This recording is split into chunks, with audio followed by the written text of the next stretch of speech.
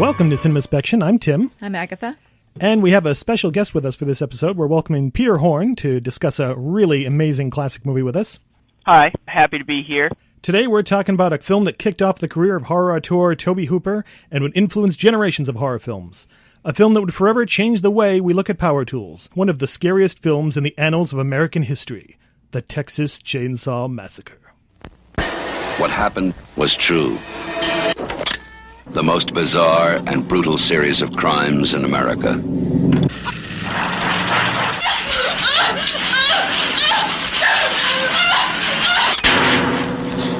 Sally, I hear something. Stop! Stop!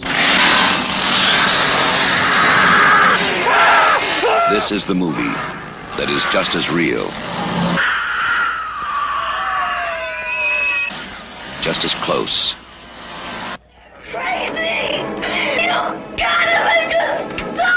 just as terrifying as being there. Even if one of them survives, what will be left? The Texas Chain Saw Massacre. After you stop screaming, you'll start talking about it. Following a series of grave desecrations in Muerto County, Texas, Sally Hardesty, her boyfriend Jerry, her brother Franklin, and her friends Kirk and Pam travel to inspect their grandfather's grave and visit the old family home. With their van low on gas, Kirk and Pam visit a nearby farmhouse seeking help, unaware that it's the home of the psychotic Leatherface and his family of murderous cannibals. The group meet violent ends one by one until only Sally is left, captured by the homicidal clan. Can she escape from their clutches with her sanity intact? As usual, we'll be discussing the Texas Chain Saw Massacre in detail, so if you haven't seen the film and wish to remain unspoiled, we recommend watching the movie before listening to the rest of this episode. The Texas Chain Saw Massacre was released by Bryanston Distributing Co. on October 11th, 1974. It was shot on a budget from anywhere between $80,000 to $140,000, but made $30.9 million at the box office, a huge, huge hit that unfortunately the filmmakers didn't really see a lot of the profits of, as usual. For awards, it won the Critics Award at the Aviarez Fantastic Film Festival in 1976 and was nominated for the grand prize but didn't win. All right, so what's everybody's first experiences with the Texas Chain Saw Massacre? Peter, you want to go first? Yeah, so I first saw it probably like my freshman year of high school, so I was probably like 14 or so, and it was when I was just getting into horror films. Watched it with a friend of mine. It was his favorite movie. He was the one who kind of got me into horror films. And I think this was kind of the turning point where I took horror as a genre more seriously. It's not a movie that relies on jump scares or excessive gore. All the perceptions I had of horror films at the time, this didn't adhere to, and it kind of opened my mind and also made me very uncomfortable. Agatha? Yet another one I don't remember. It was probably on cable, but I'm pretty sure the first time I saw it, I missed giant chunks of it because I don't remember the whole beginning sequence. Since then, I've seen it several times, and I do forget how much I love this film. So when I sit down to watch it, I'm like, I guess I'm going to sit through this, and then I just have pure enjoyment.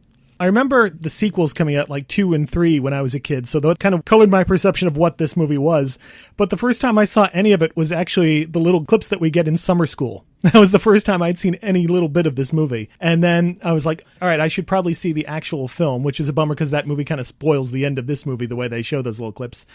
I remember renting it from the video store, and it definitely wasn't what I expected because based on everything I heard about the sequels, I did expect a bloodbath, people's heads being lopped off left and right. And I wasn't quite prepared for the atmosphere this movie creates, which is just really intense and oppressive. And it is one that's grown on me. Like, I really liked it when I first saw it, but the more I've seen it, especially seeing it a couple times on the big screen, the more I've really, really grown to love it. Looking at this one in terms of other horror movies, it's interesting how you can see like these quantum leaps in horror that happen every few years or so around this period. So you go to like Psycho in 1960, which definitely kind of kicked things open. Rosemary's Baby to some degree, but definitely Night of the Living Dead, where things could get gorier and more intense. Well, are we counting Peeping Tom in this group? I wouldn't quite, just because it didn't really get the attention enough to kind of influence. Yeah, not at least at first. It wasn't until a little later that one really got celebrated. Last House on the Left, not a film I enjoy, but definitely important in horror. The Exorcist, and then this one. And then from here you go right into Halloween and it kicks off the slasher craze. So it's another one of those quantum leaps in how horror jumps ahead. And that whole era, all those films you just talked about, kind of created in a way, the American horror film, as in not American made, but movies that take place in America, small town America, that are more relatable to the average person. We're not talking about Transylvania or Egyptian mummies. It's like Night of the Living Dead could be anywhere. This is obviously Texas. Halloween is meant to feel like it takes place anywhere. Same with Psycho, is nothing special. Yeah, it definitely puts you in the idea of you could take the wrong turn down a road and run into this situation and these people, which a lot of other horror movies like the Hammer ones, you definitely didn't have that. Exactly. Let's talk a little bit about the origins of the movie. Of course, we've got to talk about, as it influenced Psycho, the Ed Gein case and the influence that it had on this film. Tobe Hooper knew about the case, but he actually didn't know Ed Gein's name. He didn't know the specifics. He just knew because he had relatives from Wisconsin who would show up when he was a kid and tell him these horror stories of a guy who made furniture out of people's body parts and stuff. And that just kind of absorbed into his thinking, and he kind of wrote it in this movie without really knowing the facts of the case until after the fact. Yeah, it was like a subconscious influence almost. And I guess he had been working on sort of a young people in the Scary Woods type fairy tale story when those memories popped into his brain and he kind of incorporated them together, along with that anecdote he talks about being in a department store stuck in the hardware section behind a long line of people and seeing a display for chainsaws and thinking, I could get through this crowd with those chainsaws, I bet. You know, some of the fairy tale aspects still come through in the movie. Specifically, and tied to Suspiria, there's a moment when Sally's running through the forest. She throws up her hand. It's Snow White again. She's in the woods. Absolutely. And it's almost even sort of a Hansel and Gretel quality to these kids lost in this really scary place with scary adults who mean them harm. And coming upon a house. Yep. Certainly not a candy gingerbread house, that's for damn sure. Yeah, I think Tobe Hooper has even said that he wanted to do a Hansel and Gretel-like movie. I did hear Hooper say he also wanted to depict some of the dysfunction he saw at family gatherings. And, man, I don't want to imagine what his family gatherings were like. Yeah. My family Thanksgivings could have been that. Minus the actual murder, but yeah. See, at some of my family gatherings, we throw food at each other, but it's never in anger. It's more competitive. And there's also this based on a true story. I mean, this was sold that way. The remake was sold that way. And, yeah, the Ed Gein thing is loosely true, but let's face it, this really isn't a true story. But this is the way you prime your audience. Be like, oh, this was real. Mm-hmm. Oh, my God, this is horrific. This is real. And it's something that goes right back to War of the Worlds. And continues in horror. Psycho did it to some degree with the same case. The Exorcist definitely. Amityville, Poltergeist, Blair Witch kind of pretended to. And even Fargo with the whole this actually happened thing, which is complete bullshit. Yep. Hooper claimed that he did it that way because of Watergate and the Vietnam War and all of the lies that the American public were being fed. I think it's more just it was a good marketing hook. Yeah, and it wasn't necessarily intended from the get-go, but the opening crawl and voiceover gives the impression that it was based on a true story without blatantly saying it, and then they just kind of ran with it from there. Exactly. Sometimes in literature theory, film theory, you get to a point where everything is dissected after the fact. So it might not have been planned, but you can tease out that meaning. And things like that we don't get a lot of backstory of the characters. There's not a lot of arc. It's not very cinematic in the usual sense where it has this perfect cinematic structure. It does feel real that you've just chopped out a day of these people's lives where something absolutely horrible happened. And you can imagine that, yeah, this is the exact testimony that they gave to the police and so forth. And some of it we had to try to figure out from the evidence, but this is what we think actually happened. And it's funny because I've heard that so many people are like, oh, this was the true case that was based on. It actually happened in this house in Texas, and this is the guy, and he's in prison and stuff. And people kind of make up this thing of, oh, it must be true, and I think I've found the actual case that inspired it. Now, let's talk about Hooper himself. In terms of his style, he is one of those directors I don't feel like gets a lot of credit. With this one, I remember always imagining that this film was really grimy and disgusting and handheld and just rough around the edges, but it really is a beautifully made movie. Mm-hmm. There are shots that I don't remember ever seeing before this time, but has definitely been used a lot, and especially within the last 10 years. And that is the subject of the shot very, very low in the frame with open sky above it. And it gives you the sense of how alone they are, how big this world is. It's been used up to Nomadland. And it's beautiful because it saves the reveal of the subject of that particular shot, the hitchhiker. We don't get to see how creepy he is until we see their point of view of him sitting in their van right across from them. It kind of saves that little surprise. And also just the pacing of this movie. I mean, I don't think up to that point there had been a horror movie that had a pace like this that was just so unrelenting. Yep. Well, it took its time to get there. It gave you all of the warnings you'd need to know to turn around and get the hell out. But once that violence starts, it's over. And that's one of the things I've always appreciated so much about this movie is for the first, like, half the movie, like you just said, nothing's really happening.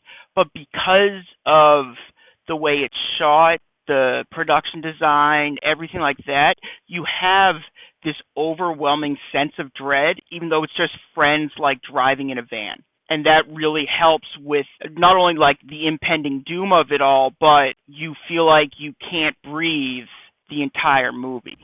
It's like these weird, creepy, ominous events, and then you get like the first murder, and then you're gradually kind of fed murders until you get to Sally on the run, and from then on the movie doesn't stop. From Franklin being attacked to Sally on the truck at the end, there is no breather. You have no relief at all from anything in this movie. So what do we think about Hooper overall as a director with some of his other films like Funhouse and Poltergeist and Spontaneous Combustion and so forth? I mean, can we really count Poltergeist? We can count Poltergeist. See, here's the thing. This is why this movie, I think, is evidence because it is such a pretty movie at points and there's so many stylish shots that I can go back to look at Poltergeist and go, okay, yeah, I can imagine that the guy who put this shot into this movie put these shots into Poltergeist as well. Yes, there's a lot of Spielberg influence, but I'm willing to say Hooper did direct Poltergeist. Yeah, I was just trying to be an ass. People always say it's a Spielberg movie. I always think of it as Spielberg, but that is probably because of the controversy, plus the idea that it's a family that's in the midst of breaking up is very Spielberg. Yeah. But then you look at something like The Funhouse, and you can definitely see that sort of visual elegance on display in that movie, too. That's a great little movie that I don't think gets a lot of attention. And I'll even say Life Force. It's a very pretty-looking movie. So my thing is, I love this movie, obviously. It's one of my favorite movies of all time. But, and no offense to Tobe Hooper, but I don't think he ever quite lived up to the potential that this movie kind of teased. I'd agree. And a lot of it was because of the Poltergeist thing, and everyone said, oh, Spielberg directed, he didn't direct it, that he wasn't really taken seriously and didn't get a lot of those opportunities, unfortunately. I know he had a rough time after it. Signing with Canon, they did tend to have a lot of control over the films that they release. And like Life Force, for example, it wasn't the cut he wanted. He had to make a lot of compromises on Texas Chainsaw 2. Invaders from Mars, I still really love the hell out of. It's a fun movie. But yeah, I don't think he ever really got the opportunity. Poltergeist should have been the one that broke it open for him, and it just didn't work out that way. Yeah. When we were watching this, we were looking at this as sort of the proto-slasher movie, because it's actually right before the slasher movie thing happens, but you can start to see some of the conventions and some of the tropes popping up in there. Definitely, and in a way that isn't just as typical as it does become.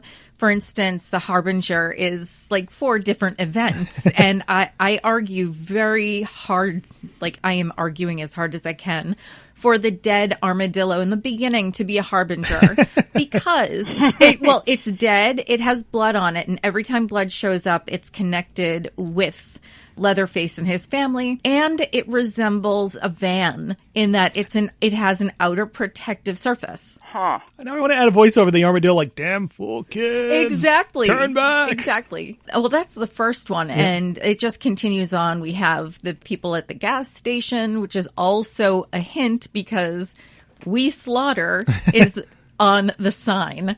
It's right there. It's right there, and they're not seeing it. They're just not seeing any of the danger. It's not very subtle. Yeah. And they pick up a hitchhiker, not a harbinger, but kind of a blatant, you're fucked. And you get that creepy guy at the cemetery is one of my favorites. There's them that laughs and knows better. That guy is like textbook harbinger type character.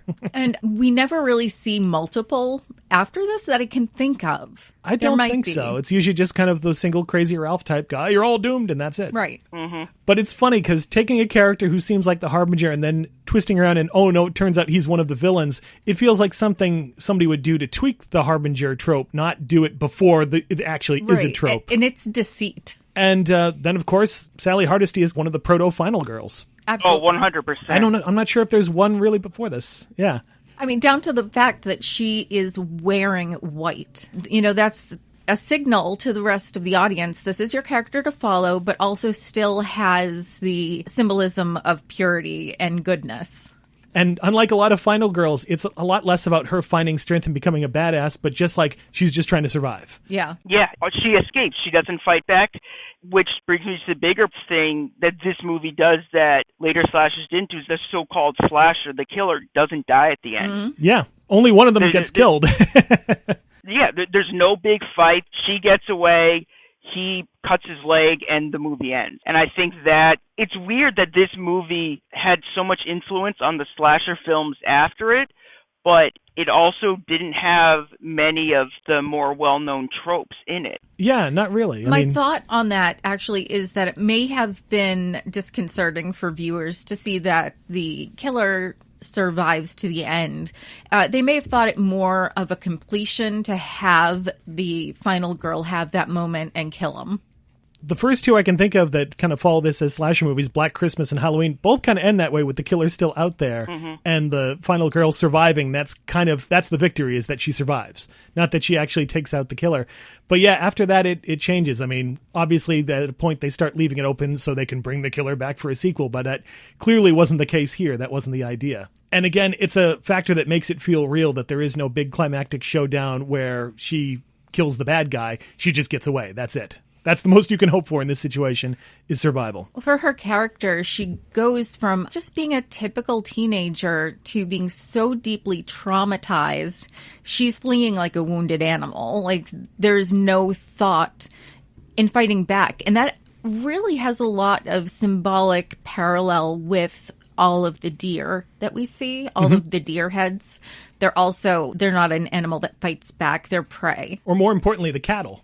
And the cattle. I mean, so much of this, there's so much imagery of cattle and pigs just being led to the slaughter, even to the point where during the big dinner scene, her screams are mixed in with pig noises. Yeah, and I believe Tobe Hooper said that a lot of the sound effects and audio used in the movie, they recorded at real slaughterhouses to give that effect. Wow. That's creepy.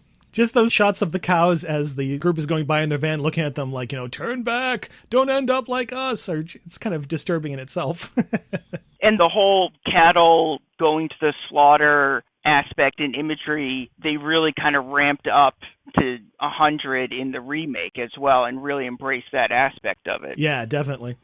So let's talk a little bit about the visual style of the movie. The movie was shot by cinematographer Daniel Pearl, who would actually go on to shoot the remake. And this movie is unique in that if you see a terrible looking copy on video, like grainy, washed out, it doesn't hurt the movie. It almost adds to the quality the film has. This is exactly the kind of movie that hurts the most from the loss of 35 millimeter projection. I think that the more grimy the film looks, the more it acts like a found footage. Mm-hmm. Yeah. Even though it's not shot as a found footage, it does look like it. It brings to mind like those old newsreel kind of things from the 60s and 70s when the news was shot on film and they'd have a reporter run out in the streets during a riot or on the ground in Vietnam shooting really grim handheld camera work of horrible stuff happening. And that's definitely echoed when it comes to the voiceover in the beginning and how many times we hear all of these horrific things on the radio. Yeah, I actually tried to take a note of them besides the grave robbing one, like oil storage units exploding, a cholera epidemic, a suicide because somebody wasn't able to see a sporting event that turned into like a riot, buildings collapsing. And there are a couple that might be connected to the main story where like the bodies of two people with their features carved away and genitals removed. And you're never sure, is that connected or not? But there's this general sense of chaos and violence. I think also the purpose of having the radio and the voiceover is that these things are happening at home. These horrors are here too. It's not just Vietnam. It's not just in another country. Yep. It's also kind of a sense of the outside world, the most we really get, because the movie is so kind of insular. It's like you hear these voices sort of talking about things happening out there elsewhere in Texas and maybe out there in the world, but that's really it. That's the only connection you really have to the outside world in this movie. The movie was shot on 16 millimeter on this fine grain stock, designed to look better when it was blown up to 35, but the problem was it meant that Pearl had to use a lot of light to be able to get the exposures he did. And the film looks great. I mean, like, some of the night photography looks so much better than any other horror movie from around that period. Yep. Up until we discussed it, I thought it was just incredible day for night. And it's a great way to handle it. The directional light just highlights enough of the scene, but obscures it so that we are as much in the dark as she is. The problem was filming this in Texas in the summer and having to have that much light. They'd have these giant lights on set, and it would make the set even hotter and just drive the actors insane. Mm-hmm. And that's one thing. Watching this movie, you feel the heat that they're feeling. I don't think there's a movie that looks this hot. That I'm just watching it, I start to sweat watching it. Yeah, it's so naturally makes you feel like you're there without any effort. I think it helps that they don't try to make the actors look like they're comfortable, like they don't put makeup on to make them look like everything's fine. They're all sweaty and grimy, and you can see, the armpit stains in their clothes. It really feels like they've been in a van with no AC driving for hours and hours in the Texas heat. Plus, generally, they are, conventionally attractive, but they're not movie stars. These are just kids on a jaunt. A large part of the dirty, grimy look of the clothes is a lot of the actors only had one set of clothes. They didn't have multiple wardrobe changes, and so they would just have to wear the exact same shirt or the same pants for the entire shoot. Which, given they shot mostly in order, was good for continuity, but must have been really disgusting in certain cases. It sounds like it would be very, very stinky. Another fake perception I had for the longest time with this movie is that it's all shot handheld, and to look at and see these really beautiful tracking shots that Pearl puts together, I guess they had like this finite amount of track, like about 60 feet, but man, they use it so often and so beautifully, and especially in some of the chase scenes. Mm-hmm. Mm-hmm. In the case of the one where Sally's being chased by Leatherface, they just had it set up along these shrubs and trees and stuff, 60 feet, and they just keep lighting it differently, but just keep using the same track, and you'd never know the difference. You think they're just going through miles and miles of woods, but it's the same section over and over again. So I think two of my favorite shots in the film are both tracking shots. I mean, the iconic one of Pam when she's walking up to the house for the first time, shot from below her with the house like looming in the background as she's walking up to it. And then again when she's in the house, and it might be when she's in the kitchen, and the camera kind of does like a half circle tracking shot with all the dangling bones in front of it as she's scrambling on the floor, and it looks so good. I love the one when Leatherface is chasing Sally to the barbecue shop, that last push in towards that angle of the building. It's so dynamic. That shot under the swing, though, it's funny because I remember reading, and you can see on the outtakes on the disc, the traditional shot that they had shot for it. It's just a very normal medium shot of her walking up to the door. And Pearl at the time said, wait, no, I have a really good idea for a shot. We can do this. And at the time, the filmmakers were in trouble with the producers because they weren't adhering to a shot list.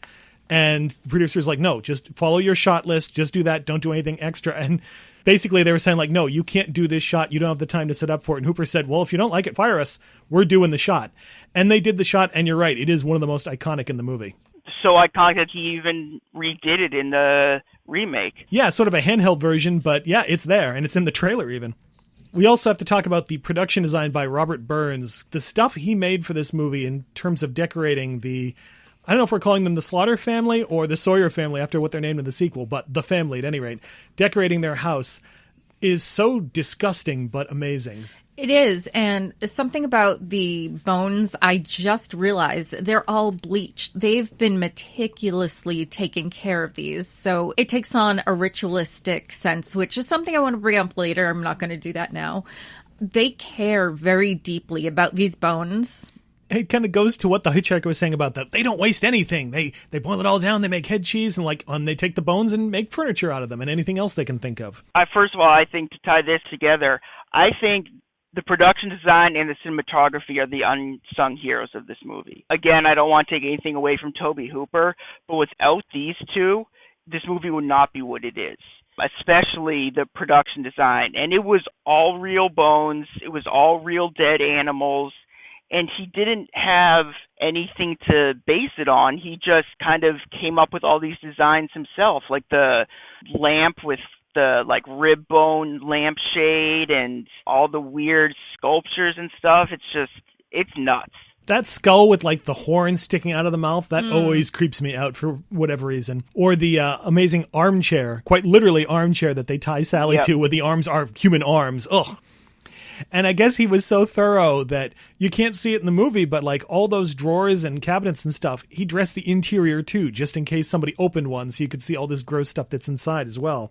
Another really iconic thing that he threw in there, the metal door. it wasn't there, and they're like, we need a little extra punctuation mark to this, so they just made up that little facade and put that flexible sheet in there for the metal door, and now it's one of the most famous images of the movie, just that slamming of the door. It is, and it's also used in Saw at the very end to the same effect. Oh, yeah. Yep. And it also reminded me of something that William Friedkin said on The Exorcist, where he talks about how, as scary stuff happens in Linda Blair's bedroom in that movie, it gets to the point where he wanted the audience to just be afraid of seeing the door. Just the idea of, oh, you're going to go in this room again, you're going to see something scary. And it works here, too, that after Kirk's killed, anytime anyone's in that hallway and gets anywhere near that door, in that doorway, you start getting freaked out. Yep. This film is brilliant for priming the audience and conditioning the audience to look for certain things. It's right up there with Hitchcock doing it with Psycho, where every time they go into the Bates house, you're like, uh-oh, something bad's going to happen. Exactly, yeah.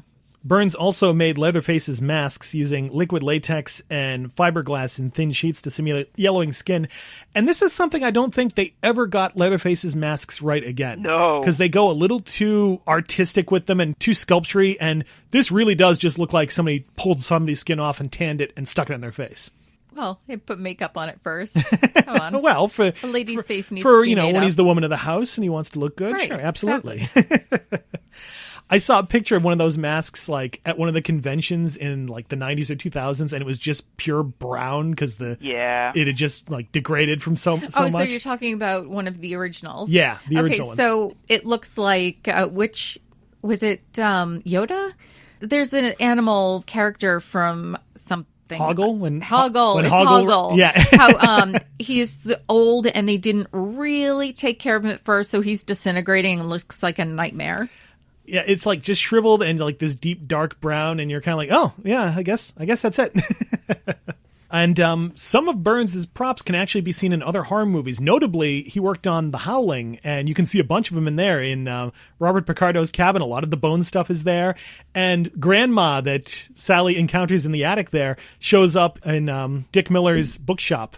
She's just sitting there in the corner. Interesting. I had no idea. I need to rewatch that movie then. And I think he worked on Hills Have Eyes, too, and I think a lot of the costume bits of bones and things like that also came from this movie. That makes sense.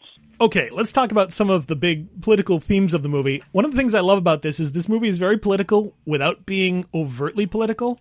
Like, it's not hammering you over the head with, this is what this movie's about. And as a result, you can read so much interesting stuff into what's happening in this film, especially with what was happening in America at that point. You've got Vietnam, you've got Watergate. This was right after the Manson family, and that was definitely on people's mind. The energy crisis is all over this movie with the lack of gasoline that everybody has. Yeah. Also, the turbine. The idea that this is a natural form of energy rather than a man-made with the gas. And gross as they are, the family is kind of living off the land in terms of using everything they find from their victims, so they're living green. I'm convinced they were the first off-grid living people. They're homesteaders, and they're also doomsday preppers. Yep. They have the skills. This idea of, and this is something we've been seeing a lot now, this idea of mechanization and putting people out of work. The family almost represents this older way of life that refuses to let go, that they're still hanging on to the old ways no matter what. Like when the hitchhiker's talking about the compressed air gun, like, oh, that way's no good. The old ways with the sledge, that was better. Which, of course, they go on to kill several of the characters with the sledgehammer. And they idolize Grandpa, this old man who was the best killer who ever was.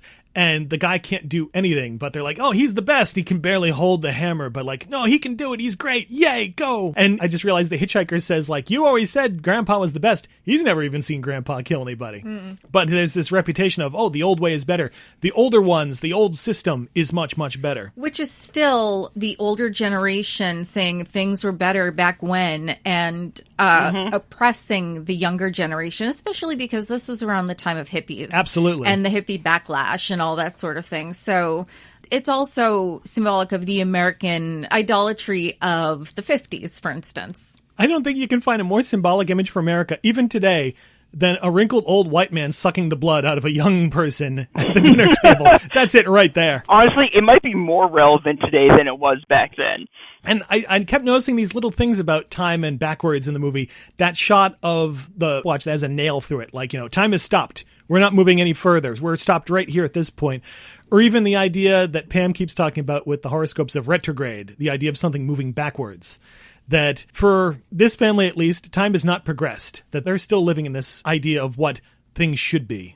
I got this sense that the slaughterhouse was kind of the only thing keeping them from being homicidal. Like, they had all these psychotic impulses and they were able to channel them into killing the beefs and stuff. And once that was taken away from them, it was natural that they'd kind of spiral off into, let's kill people instead. The beef? The beef. The cook refers to the cows as the beefs. So Thank you. The cows then, when they kill the cows.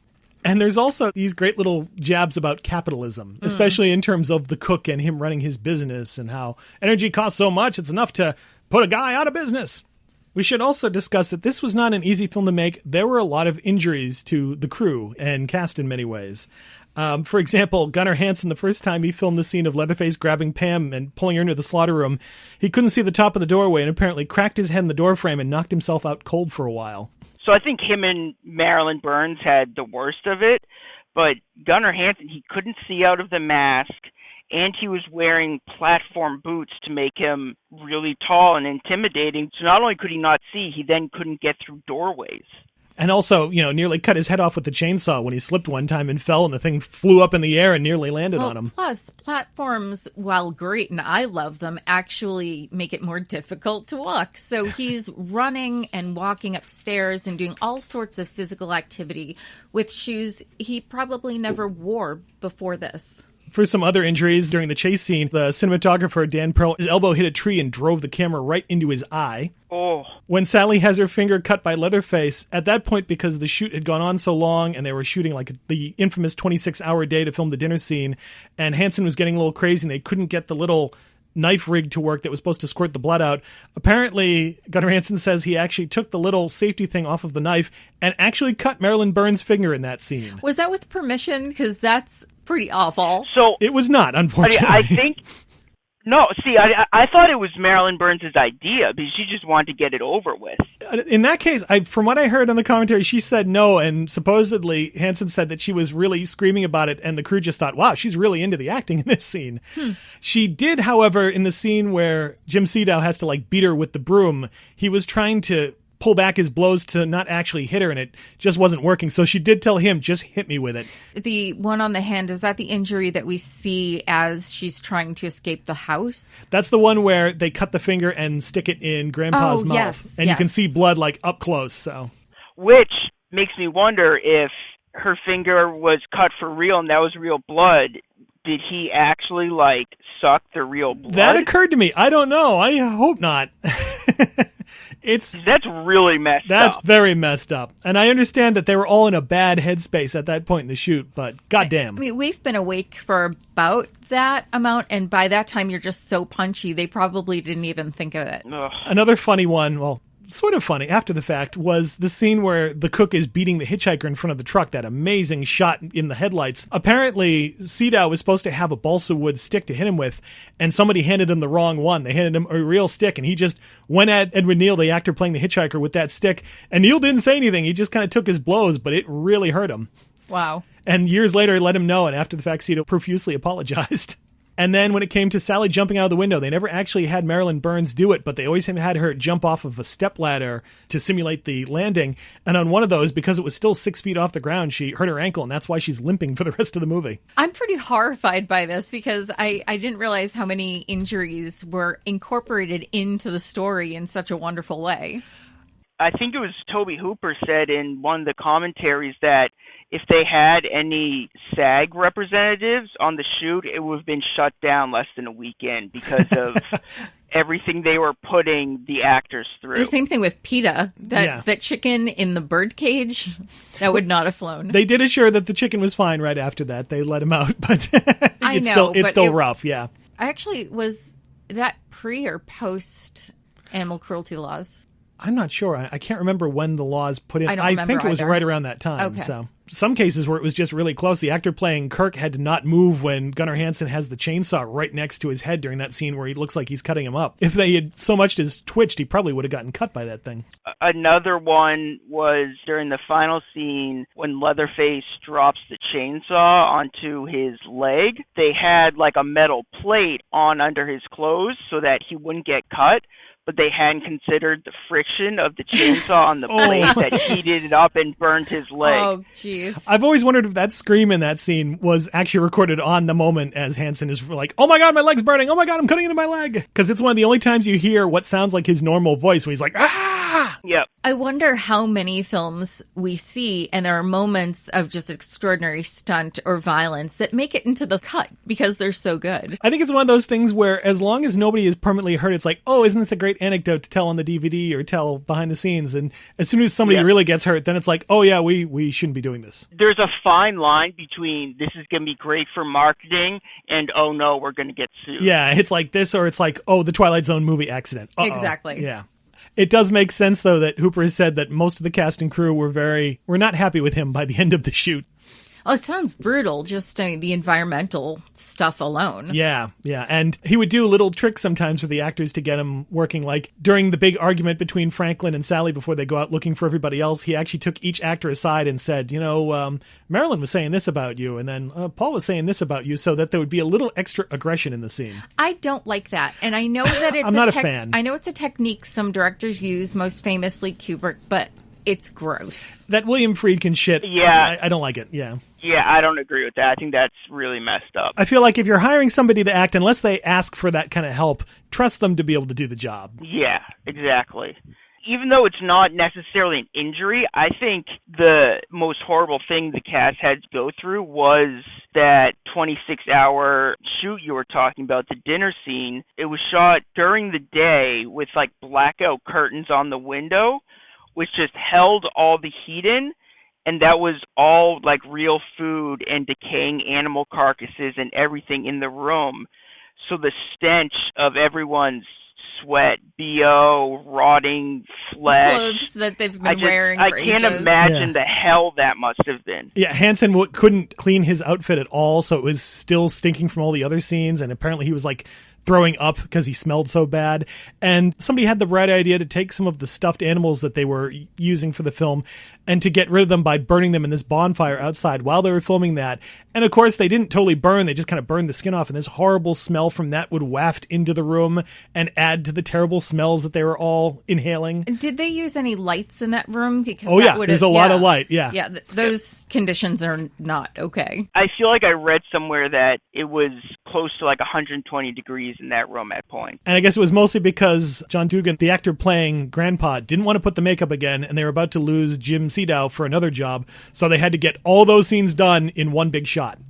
And by the end of it, apparently, they weren't like acting in the movie anymore. They were living the movie. They had started to become those characters. That makes sense. It's that phenomenon that we talk about way too often, where you've been in an enclosed space so long, you forget that anything else exists outside of it. And then we've got to mention the madness of the pot-laced brownies incident where... Yeah, I don't know now that you've mentioned what Hooper was doing. Maybe he was behind the brownies. I don't know. Supposedly him and Kim Henkel, the co-writer, were the only ones who didn't have any because they were so busy off somewhere discussing shots. But the wife of one of the crew members brought in these brownies and didn't tell anybody that they had pot in them. And Gunnar Hansen had some, and I think Daniel Pearl had some. And some of the stuff that happened during that shoot where Leatherface is sawing his way through the door and chasing after Sally is a result of that. That weird sort of confused look that Leatherface has when he comes in and he's like, what? Huh? What? Is supposedly, from what Hansen has said, that was him kind of reacting to that. At that exact moment, Daniel Pearl got so freaked out by Leatherface suddenly just jumping into the room that he got up and left and just ran out. The best is that Hansen says someone saw him sitting on the porch in full Leatherface costume, just kind of hunkered down, repeating to himself, time has no meaning, just chanting it over and over and over again. Oh, yes, the joys of independent filmmaking. One of the things I was not expecting from this film was the ritualistic nature of everything these characters do. I don't remember his name, the guy in the car, the hitchhiker. He never has a name. He's just the hitchhiker. The hitchhiker has a mojo bag around his neck. He has bones on his bracelet, and he marks anything that he really wants to claim in a way is marked with blood. And it's not just blood, it's his blood. He uses his own knife to cut himself and then later uses it to cut other people. When he is basically thrown out of the van, he marks the car. And this, in religious history, marking with blood is a sign. On top of that, the two men in the truck, both wearing crosses. And there's Pam, who is into astrology, and there's sort of this rebellion against Christianity and for earth magic, basically, or earth spirituality, when bones and feathers and not interfering too much with the land outside of their own needs. It's interesting that Pam, who believes in like horoscopes and astrology, is the one who ends up in the bone room, and all I can think of is like osteomancy, the idea, rolling the bones and telling the future based on what the bones tell you. That I don't know if that was on purpose or just a happy coincidence. Also, the religious thing of like offerings, how they would kill lambs and livestock and stuff as a sacrificial offering, that there's an undercurrent of that in this film, definitely. Especially in going back to the political sense of, sacrificing the young to keep the old system going. Also the familial system where you honor your elders and keep forward the traditions, move the traditions on. There's almost something talisman-like about the thing that they hang in Marilyn and Franklin's old family home, the one thing that's in the doorway hanging in that looks like a hanged man. Right, but there's also the altar. Yep. There is a literal altar in the bone room. So this is absolutely some sort of religion for them. Or at least a spiritual place. Interesting. So the idea that we're making this horrific family, just making them, for lack of a better word, pagan as possible, and they're bad. And the kids, while they're not specifically good, are not involved in that sort of life. They're not evil murderers. So they represent the Christianity and the New Age sort of practice versus an old form of earth spirituality. So it's an interesting takedown of that sort of religion by showing us that they are murderers and they will kill you and they're out to kill your Christianity. So in a way, it's evocative of the Soviet Union. I do remember that belief that, communism is godless and horrible and will take away your religion because they don't allow it over there. Yeah. Additionally, the color red only comes up with people who are going to be murdered, or it's blood, or it's the bone room.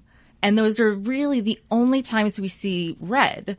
Pam's shorts, which we are talking about the proto-slashers, and she is, for, again, lack of a better term, she's the whore of this group.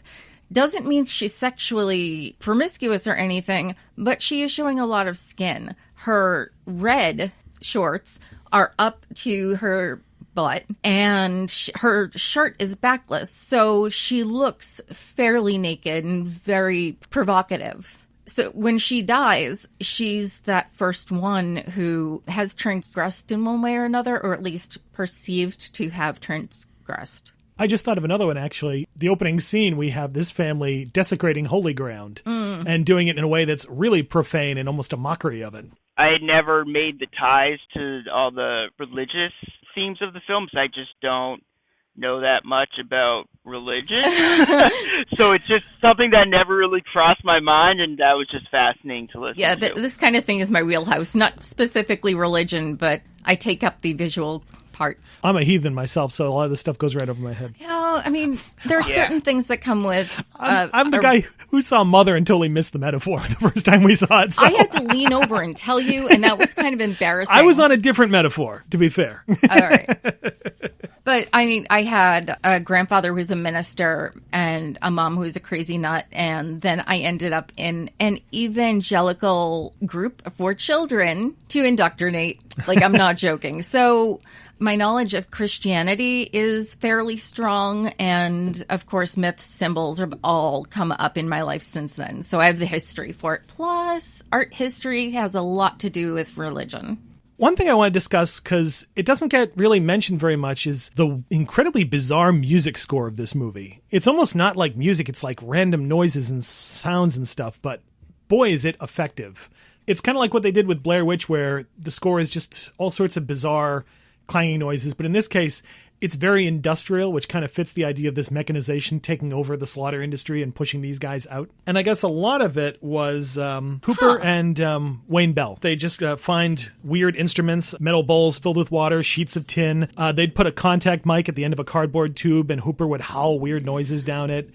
African instruments, kodos, bass fiddles with tin cans attached to them. So they were treating their instruments the same way that the family treated their environment. Yeah. They made do with what they had. Like that iconic screech noise that we associate with the movie now, that thing that keeps coming up at the opening and at the end of the movie, I guess is a tuning fork that was struck on a knee, then touched to the string of a broken instrument and distorted through a bunch of Sony tape recorders that made it reverberate into that bizarro noise. That makes me so happy. And Hooper was like, you couldn't really do that noise digitally. It had to be done analog for the full effect. I just don't understand how people come up with that stuff. I don't know. Like, there's just so many steps, and it's all so random to make this sound that I think is one of the most iconic sounds in cinema at this point, to me anyway. And it's like, was it by chance? Did he just do like hours of experimenting and that's how it came to be? That's my guess. It's crazy to me. I read something a while ago about Tom Waits, and that in one of his songs, it was literally just him banging on all of the furniture and breaking the furniture, and it makes it into the final track. It becomes the percussion. So I think a lot of it is just trying different stuff. I'm actually surprised they remembered the process. Yeah. There's one particular one that always creeps me out when the cook is driving her back to the house, and we just get this wide shot from the point of view of the truck approaching the house, and there's this really ominous wailing kind of noise on the soundtrack that creeps me out. That sense of, oh, you thought you got away? No, you're going right back in there. Oh, it's creepy. And of course, the end credit music, which I can't associate without a huge round of applause from whatever audience I've seen this with, like in the movie theater. As soon as those weird clanging noises start, people just roaring their heads off happy with the ending of that movie. So let's talk about some of the individual characters, and let's start with the heroine of the movie, Marilyn Burns as Sally. And, as we talked about, the stuff this poor woman has to go through, both the character and the actress. Yeah, I mean, she survives physically, but there is no way she will ever come back mentally. The trauma is so deep. I really like the choices that they made in not following her character anymore to see if she goes to the police and tries to explain it. The last thing she actually says is go. And before that, she doesn't say a word. Is it as far back as the dinner? I think lots of screaming. The last words you actually hear is when they're grabbing her and taking her into the bucket, and she's like, no, please, and that's pretty much it. Right. So she doesn't say anything for that great space of time. She has reverted to animalistic stuff. She's become mute. She just screams, wails. So it's very like she is the prey, and she's kind of taken that in that she is prey. So while coming back slightly as human by saying go, after that, she's just making more noises. At the start of the movie, she's kind of the most neutral and the easiest character to get along with. Nobody likes Franklin. Franklin's annoying, but she at first tries to calm him down and deal with him and not just shut him out the way the others do. And when the other ones are poking fun, she'll be like, stop it, cut it out. She's trying to keep an even keel, and she's the most well-rounded person. So to see her reduced to this by the end of the movie, that moment where she jumps out the window the last time and she lands and she just looks around like, oh my God, I'm out. And then she's like screaming like she wants to tell somebody, help me, but there's nobody here. There's just such pure, terrified animal in her eyes in that moment. That reaction is so incredible. Mm-hmm. On the DVD, there's an outtake for the scene where she bursts into the cook's little room at the restaurant. And it looks like Hooper might have intended to shoot that whole thing as one single take. It wouldn't have worked for the film, but she's playing it like a real person who's traumatized by this event where she can't speak and she's just screaming. It's like 5 or 6 minutes of her just like fighting him, trying to form words and not being able to. And while it doesn't fit the film and they had to cut it down to get the film moving, it's stunning to watch. I mean, she's just throwing her all into it, and it's incredible. It's an incredibly physical performance that I feel like people might not think of as like a legendary physical performance, but it is all that because, as you said, for the last act of the film, she doesn't have any dialogue. Sometimes it's just a close-up of her eye and her, the top of her head as she's screaming, but Which is interesting and something that I would like to look into further. I wonder how much influence came from giallo, because the eyes, there's so many eyes, and that's one of the tropes, an eye injury. And I know she didn't have one, but the accelerating cut of the eye is very giallo inspired. It's possible that it's just a coincidence, but it might be there. Also, I love that Sally is, even in the midst of her trauma, pretty sharp. That moment when the cook comes back in with a sack and a rope, and she's immediately like, what are you doing? That she knows immediately something's wrong here and fights back as best she can in that moment. Whereas I feel like in a movie today, you'd have some oblivious victims just like not even noticing this guy walking in with a sack and a rope. Yeah, she's not dumbed down for the sake of progressing the story further or making the script easier. She never makes a move where the audience has to be like, oh, why are you doing that? Like, even when she runs to the house, from her point of view, she doesn't know that's where Leatherface lives. It makes sense that that's where she'd go for help. Yeah, find someone to help her, find a phone, anything. And Leatherface herds her in. He's corralling her. She has to go exactly where he is kind of maneuvering her, and that is the house. That iconic final shot of Sally escaping was actually a reshoot, and I feel so bad for Marilyn Burns after hearing this. They filmed it. She took off her costume, which was so soaked with blood, it was practically solid. And she thought, that's it. I never have to put it on again. I'm done. Only to get the call that, yeah, we didn't get the shot. We need you to come back and do it again. So she says that a lot of her maniacal laughter and screaming and stuff is not all acting. That's her really fed up with doing this movie and just wanting to be out of it at that point. It adds a really creepy coda to this. I feel bad I haven't seen her in very many other movies. I know she's done a few. She appeared in a tiny cameo in one of the Texas Chain Saw sequels. But other than that, she was in Helter Skelter, Eaten Alive, another Tobe Hooper movie, and Future Kill. But she didn't have a huge career, which is a pity because she's really great. And the last thing I want to say about Marilyn Burns is she might have the greenest green eyes I So have ever green. seen. Totally. Just absolutely stunning. I was wondering if that was a treatment, but I don't think it is.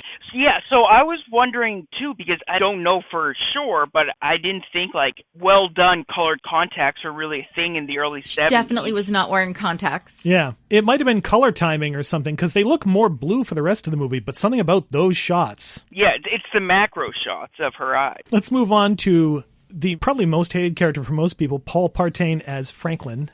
Yeah, I hate him. He's obnoxious. Yes. He's obnoxious. He's not my most hated character. Every time I watch this, I actually feel myself kind of sympathizing with Franklin a lot. You just get the sense that being the guy in the wheelchair, he's always been this one who's kind of been left out, and he's always been regarded as sort of the nuisance. And so that's just kind of the person he's become. He's also the first one marked because he's easy prey. Yeah. We actually had a moment when he's cut. He's not just marked. His blood mingles with the hitchhiker's blood. So, and it seems as if some of that has been transmitted to him, some of that religious or spiritual stuff.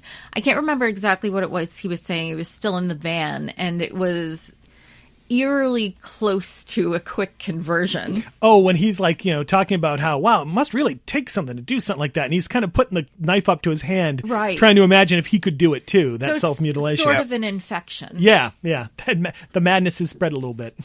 From the moment he, tries to get out of the van to go to the bathroom, his terror begins. He's already getting himself hurt, and it never really stops for the rest of the movie. But things like when they get to the house and they all go off inside and leave him outside, and he's struggling to just get over the door, they're not really helping him out very much there. Yeah, that was messed up. Like, as much as I hate him, that bothers me.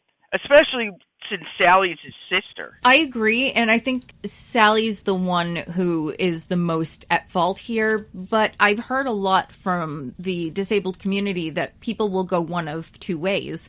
They'll actually ignore it and not deal with it, or they overcompensate and do too much.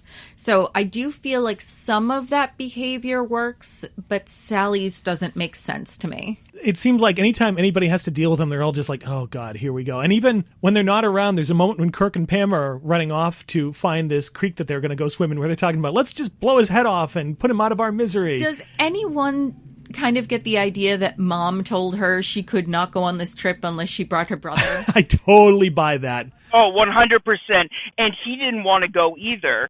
So, Mom forced him to go to, spend time with people, forced Sally to take him or she couldn't go, and no one wants to be there. Even as that comment, yeah, you really didn't want me to come, did you? Yeah. I guess Partain remained in character for the duration of the shoot, so he really acted this annoying with the other actors. Like, he would just try to be annoying to stay in character, and He was method. He was method. He was method, and the cast was shocked when they caught up with him after the shooting and realized, oh no, he's a really nice guy. He was just really deep in his character. One member of the cast, I can't remember who, said they hated him so much on the shoot that they never wanted to see him again for the rest of their life. And then when they met him at a reunion like 10 years later, they're like, oh, he's actually a really nice guy. And I guess a lot of the actors actually refer to themselves as their character names and tried to stay to some degree in character as well, but maybe he took it a little too far. I don't know, but it works. I mean, I totally buy the character. And was this a group of green actors? They had some stage experience, I think, but they hadn't really done a lot of features or anything like that. They were all relatively new. Let's move on to Alan Danziger, real metal name there, as Jerry. Jerry is the character I hate the most. I can't fucking stand this guy. Mostly because there's that scene where he's antagonizing Franklin. Like, Franklin is still worried. And let's look at it this way. Franklin's been cut up by this random stranger that they picked up. He's probably traumatized by that with good reason. He's like, he wouldn't follow us, right? And this guy's just like, he's going to get you. I gave you a name. He's coming to kill you. Besides being a jerk, I hate Jerry's shirt. I hate his hair. I hate his whole look. When he gets that hammer in the head, I'm so happy. And he has the most, like, pathetic death in the movie, I think. That little scream that he lets out when he first sees Leatherface. Beautiful. So I remember hearing somewhere that scream he lets out was a real scream because none of the cast saw Gunnar Hansen in full costume until they would shoot with him. So that was his actual reaction to seeing Leatherface for the first time. Yeah, and you'll notice that after that scream, they have to cut away really fast because the idea was supposed to be Leatherface comes in, he screams, there's a crew member who has a hand on Danziger's belt under the frame, and as soon as Hansen might bring the hammer down, they'd pull him out of frame like he just got hit, and that was it. The problem was, Hansen ran in, Danziger saw him, screamed, and actually broke loose and dove under the table and ran away. So they had to get it in a separate cut where he actually hits him with the hammer. Yeah, that idea of not letting them see Hansen before he showed up, really effective. Mm-hmm. Next, there's William Vale as Kirk, who seems like the kind of hippie musician type. But he is the first to get killed. And man, his death scene is so disturbing because it's... his legs yeah, and it's everything. like he has I love he has it. a seizure, Yeah. which if you have a head wound, which some people have it like just right so that they seize as they're dying. Like they'd say in the Dawn of the Dead remake, he's a twitcher, yeah. Like parts of his skull have gone into his brain and are just like causing everything to misfire. It's so disturbing. That's by far my favorite death in the movie. Between the disturbing nature of the twitching legs and then the slamming door, it's so perfect. I love the choreography of it, that he stumbles and he's kind of off balance when he first looks up and sees Leatherface. It puts him in this awkward position right off the bat where he couldn't fight back if he wanted to because he's just like still recovering from the fall. And yeah, the editing of that, I remember seeing this sort of editing workshop taking that shot by shot and showing you how it works, and oh, it's incredible. Although Terry McGinn as Pam probably has the most iconic death with the hook. Oh. Definitely. Talk about the power of suggestion where we don't need to see any blood or anything like that. Just the idea of it. And the way they set it up with her bare back and that hook right in frame. Now, is she the only one who is murdered with a stabbing type instrument? Unless you count the chainsaw going into Franklin, yeah. Because of that dagger, and we all know the whole thing about the dagger being sort of symbolic of penetration, and she's the only one who gets that when she is the quote-unquote whore of the group, is pretty stunning. It's funny, every time she brings up something about being in retrograde, though, I remember working with somebody at the video store who was big into astrology, and when we have a bad day, it would just be like, yep, something's in retrograde today. Was it Mercury? I think it was either Mercury or Saturn, like in the movie. Right. It was one of those two. But something would go wrong. I'm like, is something retrograde today? It is, isn't it? Yeah, I guess for the hook thing, they actually rigged up almost something kind of similar to like a parachuting harness that went around her legs and had like sanitary napkins around it to pad it. And then 2 nude stockings that wrapped around her to kind of support it. And she said they were actually very careful putting her up there. It was very gentle. The thing that really got her injured was she had to do the stumble into the bone room like a dozen times and really banged up her knees every time that she had to land. But she said actually filming the hook wasn't too bad, that they were actually pretty careful. Oh, so that's the one time where they actually tried to protect the actor. Yeah, I guess she couldn't stay on there very long because it was uncomfortable, but they were careful to not really jar when they actually put her on there. Nylon, as it stretches, becomes thinner, so there's more pressure to a smaller amount of area. That must have been terrible. Ugh. And now, the big guy himself, quite literally, Gunnar Hansen as Leatherface. I love the idea of this iconic slasher villain, very burly, scary, terrifying, and yet if you ever see Gunnar Hansen in interviews he gave or got to see him at a convention, he was the sweetest, nicest, most intelligent guy. Just not at all what you'd expect. Yep. Yeah, he's awesome. And he was definitely one of those embrace the fan base actors too. He loved that he was an icon in the horror community and going to conventions and presenting screenings and all of that. I saw him give a Q&A after the movie at Cinema Salem, actually, and it is still one of the best post-movie Q&As I've ever seen. He told all these great anecdotes, but he was also frank about the business and how crappy it could be, and how, for all the sequels, every time there'd be a sequel or remake, they'd want him to show up, but they wouldn't pay him. And he'd be like, if you want me to be in the movie, pay me. He's talked about for Texas Chainsaw 2, they wanted him to play Leatherface. They'd pay him scale, and I think like $2,000. And he's like, what's the $2,000 for? It's like, for your agent. I don't have an agent. All right, we'll pay you scale. Wow. They never valued what he did. And the thing is, you look at any actor who plays Leatherface after him, none of them do it as well as he does. No. He really invests him with a character. Leatherface, he's terrifying and everything, but I find him kind of, and this is going to sound really gross, kind of endearing in a twisted way. Endearing? See, I think I know what you mean because, what he does is terrible and grotesque, whatever. You can use any adjective you want to. But it's pretty clear that he's mentally underdeveloped and is essentially like almost a toddler still. He's like a child who's really eager to please the family, and he's doing a job. And he is playing dress up. Yeah. He's also playing multiple roles in the family. He's like the old grandmother who cleans up. He's the big guy who has to take care of things, and he's the woman of the house, at dinner. So he's got to do all this stuff. And if you look at the way he kills, compared to like the hitchhiker and the cook, who are really getting a charge out of attacking these people, Leatherface is pretty quick about it. He doesn't really revel in like making these people suffer. He tries to do it, for the most part, relatively quickly. Like Kirk, hammer in the head. Jerry, hammer in the head. Pam gets it badly, definitely, but even then it's like he kind of puts her on the hook and almost forgets about her while he goes about his business chopping up Kirk.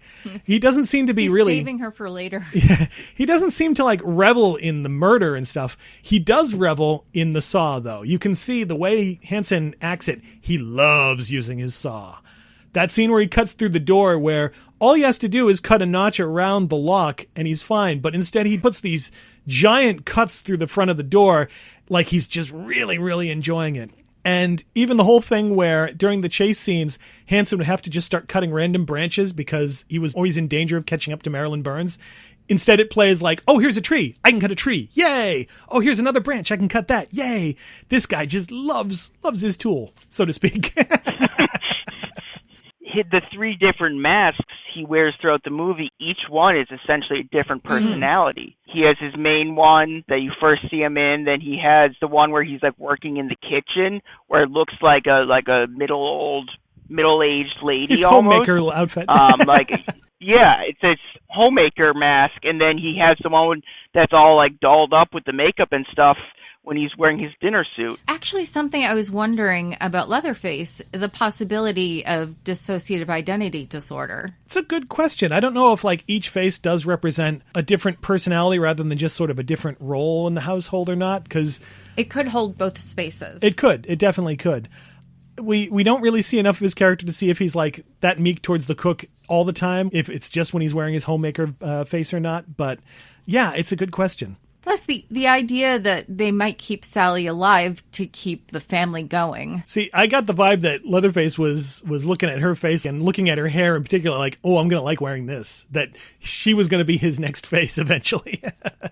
I guess there was a scene cut where you would have seen him actually putting his makeup on his lady face. I kind of wish they had kept it in the movie. I don't know. Honestly, I'm not sure if you'd have done that in front of one of our characters, one of our other characters, because do we ever follow him in any way. This is all framed through the kids. We right? do, actually. We have that one scene, which I think is very important and kind of humanizes him. After he kills Jerry, when he freaks out and goes to the window and he's just kind of pounding on his head like, oh my God, what's going on? Okay, I forgot about that part, yes. Yeah, when he has that, like, mini breakdown. Yeah, how often do you see a slasher character who has, like, this moment of stress like that? That's one of the reasons I find him kind of endearing, because he's, you know, he's just this stressed out kid trying to do a good job by his family.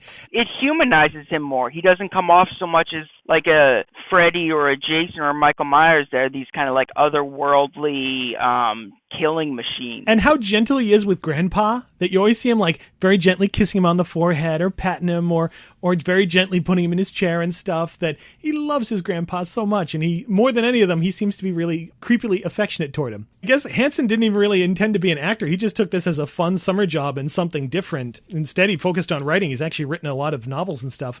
And in fact, he got an offer from Robert Burns to play one of the killers in The Hills Have Eyes and turned it down. Huh. I wonder if he would have been like the Michael Berryman part. I totally could have pictured him in that role. Oh, yeah. I guess in preparation, he actually visited a state school for developmentally disabled people and studied how they spoke and moved and just hung out there until it got to a point where people couldn't really distinguish him from the school's residents. And then he figured, okay, I've kind of got this down. Next is Jim Sedow as the cook, who might give the best acting performance in the movie. He is fantastic. I was going to say, I have it written down on my notes. Like, he is by far my favorite performance in the movie. The whole family is crazy, but he plays it where it's very subtle. Like, you can see it in his eyes and some of his offhanded remarks, but he's not doing this cartoony, mentally unstable performance. When you first see him at the gas station, you totally buy that, oh, he's just this normal, maybe slightly eccentric dude. And you imagine, oh, he's going to be a victim later on down the road. But when the mask slips and he has this weird duality of trying to be this respectable businessman and trying to present the right face to people and how much he actually enjoys torturing and hurting them, that these two things are constantly sort of in flux. At the dinner table where he's kind of like, am I laughing? Should I laugh? Is this funny? Is this wrong? I don't know. And his expression is all over the map as he's trying to figure out what he should be feeling. I find that incredible. Or you're not too uncomfortable, are you? As he's poking her with a broom. Yeah, he almost plays it as if he's torn between whether he really wants to be a part of the family or wants to just kind of do his own thing, run his gas station, and be a weird Texas redneck. I almost took it as he knows he has to be the respectable face of the family and deal with the public and not look like a psychopath, so he's trained himself to do that. But when the opportunity comes where he can indulge in his sadism, he's still a little gun-shy about it. Like, is it safe now? Can I have fun with this now? I'm not sure. What if somebody's watching? He's always a little on edge because of that, because he's so used to having to pretend to be normal. Which is just another behind closed door thing, and it's like exposing the underbelly of the American family, where the outside face is presentable and not scary, but the inside face is the horror. Yeah, that's a good point. I guess Sedow was actually a trained Shakespearean actor. Hooper met him while acting in The Windsplitters. I just imagine this guy playing King Lear. That would be incredible. That's an interesting thing, though, with the cook. The first time I saw this, I thought he was supposed to be the dad, but apparently he, the hitchhiker, and Leatherface are brothers. Which makes you wonder, where's the dad? Or where's the mom, for that matter? It's like there's a generation skip. You've got Grandpa, what I assume is Grandma, the skeleton in the chair opposite him, and the three of them. Well, my theory is that because this is so patriarchal, the women in this quote-unquote family are killed off once they start becoming feminist, basically. Because, it's the 70s. It's the height of feminism, first generation. And the woman belongs in the kitchen or that sort of thing. So we have one who's now in the freezer. She's literally trapped. And I think Sally was going to be a replacement mother. Oh, that's creepy. Right. I'm not sure if she would be better off with just being Leatherface's face instead of being... Exactly. So I think that because there are only men there, all of the women are bones or traumatized from being kidnapped or stabbed.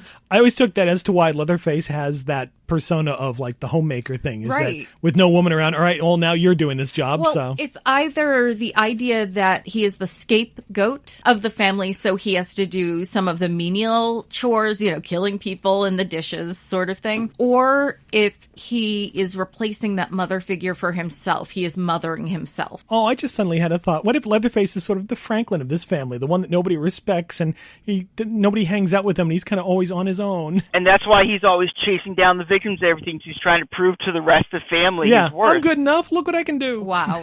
I had not put that together. Well, now we need a remake from his point of view about how he's been bullied his whole life by his family. I'm sure that's coming up. Well, with the remake, they kind of implied that with his looks, that he was made fun of in school, and that's why he is, which I don't think we really need that backstory, but... It's incel Leatherface. Oh. Next, we move on to Edwin Neal as the hitchhiker, and...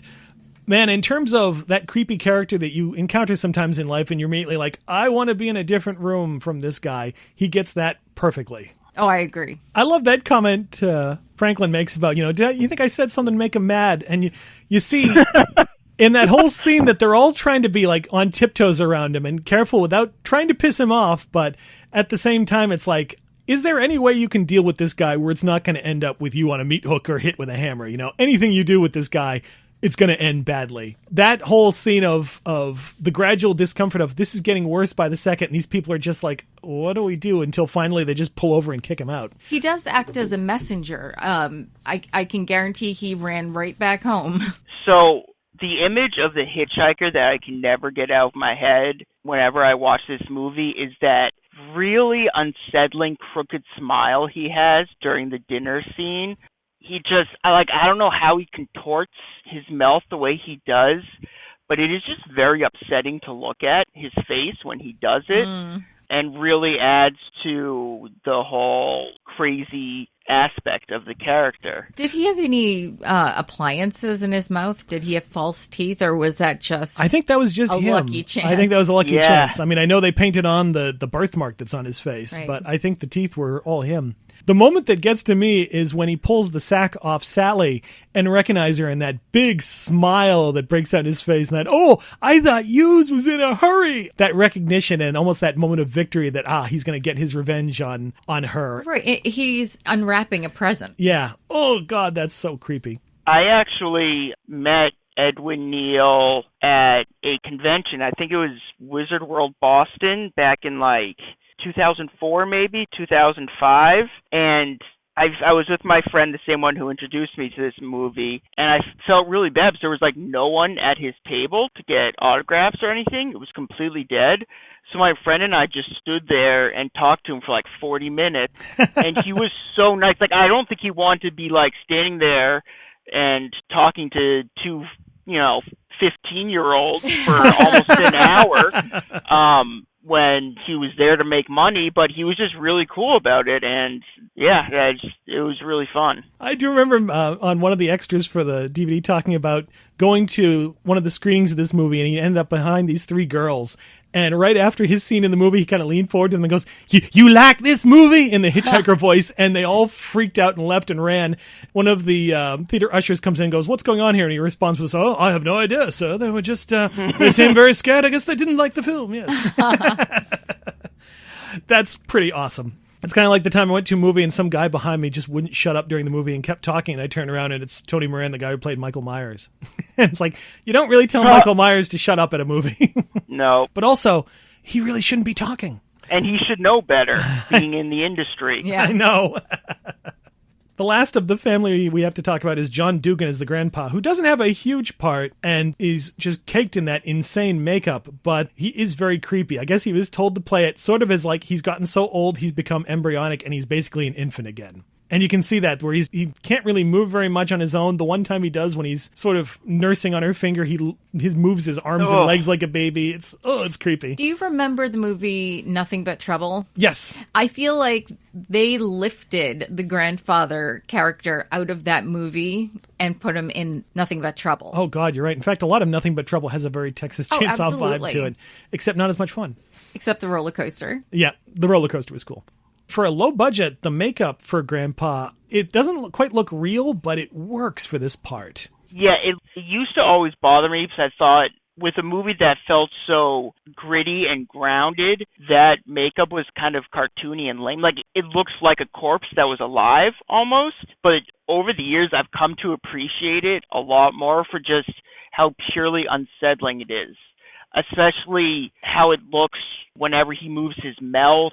It's a very upsetting makeup. I think that quality is just right. The first time I saw this, I assumed it was just a corpse. And then when it starts moving later on, and when they're like, get Grandpa, I really assumed they were just bringing down a corpse in a chair. And then when it moves and you're like, oh, it's actually a person. Oh, that's creepier.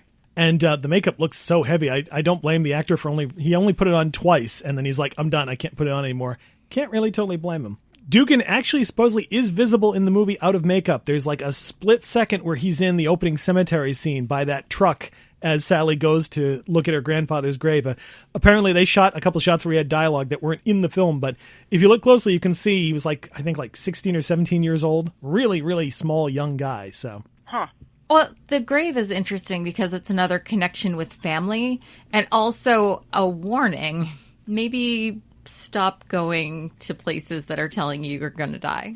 Also, they're sort of paying reverence to their grandfather by making sure his grave's okay, and the family is paying reverence to their grandfather by letting him kill again. One last kill. One last one. One last one for the Gipper. A couple deleted bits that were not used in the film that are interesting to note. The armadillo was actually not the opening shot originally for the movie. Originally, it opened with a dead dog. That shot of the sun was going to fade into the dead dog's eye and then pull back to reveal the van pulling up. But Hooper found it just too disturbing and too grisly and decided the armadillo, it's a little less cuddly. It's a little easier for audiences to take a dead armadillo than a dead dog. And at that point, it's roadkill and not a pet. Yeah, exactly. Yeah. And I think it was the right choice. Seeing the dog scene that you can see the footage of, it's just like, no, thank you. And one that there's a little bit of it left in the movie where before they get to the house, when Kirk and Pam are on their way there, they actually cut through this forest and find this shredded tent and like this camping site that it looks like Leatherface had attacked at some point and killed two people. And it's a nice little creepy scene, but it does kind of slow the movie down. I can see why it's cut. Instead, there's like a shot through the camp of them walking towards the house, and it's where you see the watch with the nail in it. That's all that remains of that scene in the movie. But it's a creepy idea that, here's some of the past victims, the same way we see the cars that are hidden under that net, which is actually pretty forward thinking of the family, that they hide it under this thing just in case anybody overhead, like in a plane, were to pass over and see it. They absolutely seem like they would be paranoid about the government and other people, UFOs maybe. So for the legacy of the film was a huge hit, but the producers and investors, while they made their money back, didn't see as much of it. Henkel and Hooper had to sell off a lot of their profits from their production company, Vortex Films, for completion funds. And unfortunately, the only company that would take on the film for distribution was Bryanston Films, who are known for distributing Deep Throat. The problem is, Bryanston Films was aligned with the mob. So when the film became a hit, the producers had real trouble trying to get any money out of them. I guess it was a scene right out of The Godfather with this giant guy and his two bodyguards in this room going, no. They had to sit down? They had to sit down. Was anybody coming out of their face? Everyone was coming out of their face. Unfortunately, no money was coming out of their face. That was a problem. Was it a wine cellar? I don't think it was a wine cellar. Eventually, a group of the producers did sue and won a settlement, but Bryanston was bankrupt by that point. Although the producers and investors did see some money when the ownership of the movie changed hands to New Line and was still being distributed in the 80s. They finally got some money back, but definitely not as much as they should have. It kind of goes back to the George Romero thing of you make a giant hit movie and you just don't see the money that you should from it. Also notably, this film remained on the British Board of Film Classification blacklist for 27 years until 1998. I know. It was never officially a video nasty, but the video nasty thing prevented it from actually getting classified and getting out on video the way it should have. Some of that might be the distributor at the time. Problem was, the British distributor, it was a different company there. They actually tried to work with the BBFC, and the British censors were like, we think it's a film with merit, but there's nothing we can cut out of it. I mean, there was no actual violence that they could cut, nothing objectionable they could put a finger on, but the whole tone of the movie was too much. Supposedly at one of the screenings at some film festival, they had a guy who said, yes, you can all see it and appreciate it as art, but what about the commoner who sees it and was suddenly motivated to violence? The commoner. Yeah, exactly. They had similar issues in the U.S. where when Tobe Hooper was making the movie, he was shooting for a PG rating, which is why there's no, very little blood, there's no gore, no guts, anything like that. And then when it went to the MPAA or whatever it was at the time, it got an X rating. And he was like, what am I supposed to cut? I didn't put anything bad in to begin with. Yeah, the MPAA was so bizarre with that. It's just like, we can't tell you what, it's just too strong, just too much. They had PG and R at that point, and I think just how grueling the movie is pushed it into that X. Yeah, even now, I don't think it would get a PG-13. I think it would still be an R. Oh, it would be an R, Yeah. I think, for intensity. Absolutely. Yeah, for intensity. Because honestly, you see more blood in Jaws. Is Jaws PG? Jaws is PG. Yeah, I thought Yeah. so. Yep. On the bright side, it launched a whole bunch of careers. Obviously, Hooper, as we've discussed. Kim Henkel would go on to co-write Eaten Alive and direct the Texas Chainsaw Massacre, The Next Generation. Ugh. Pearl would go on to shoot a ton of music videos, and eventually he would also shoot the Texas Chainsaw remake. Editor Larry Carroll would produce Laser Blast and produce and co-write Tourist Trap. Weird fucking movie, that one. And write a lot of cartoon shows, including He-Man and Dennis the Menace, and direct some horror movie called Ghost Warrior. And the sound man, Ted Nicolau, would go on to direct the Subspecies movies and TerrorVision, which, if you haven't seen it, is actually a lot of fun. Weird little movie. As for influence, I'm not even sure where to start. I mean, any movie where somebody uses power tools to do all sorts of nasty stuff, pieces, toolbox murders, any of those, I think you can kind of trace it to this one. There's also the rural family and people from what we are supposed to think is civilization coming into that space and paying for it. Yep, Hills Have Eyes, definitely. It belongs to that whole thing. Wrong Turn. Wrong Turn. I think even The Evil Dead, in terms of the chainsaw and its use in it, takes a lot. And just the intensity of that film, the way it's shot and cut, I think bears quite a resemblance to how this film is shot and cut. Also, you can't not look at this film and see how it influenced Rob Zombie's House of a Thousand Corpses and the whole Firefly trilogy there. Absolutely. It's all over it. Yeah, one of my recommendations was going to be The Devil's Rejects, because that movie doesn't exist without Texas Chainsaw Massacre. Yeah, absolutely. And then there's the sequels and the remakes. Now, with Texas Chainsaw 2, which Hooper did as part of his deal with Canon Pictures, it was kind of the film they required him to make. He wanted to make it an outright comedy because he felt people didn't appreciate the humor in this one. And this one is pretty funny, darkly funny, but enjoyable. I don't like 2 as much, but I have grown to enjoy it a lot more. I'm a huge defender of Part 2. I feel like it gets a lot of hate for how goofy and comedic it is, but I love it, and at the same time, it's the only sequel that Tobe Hooper also made.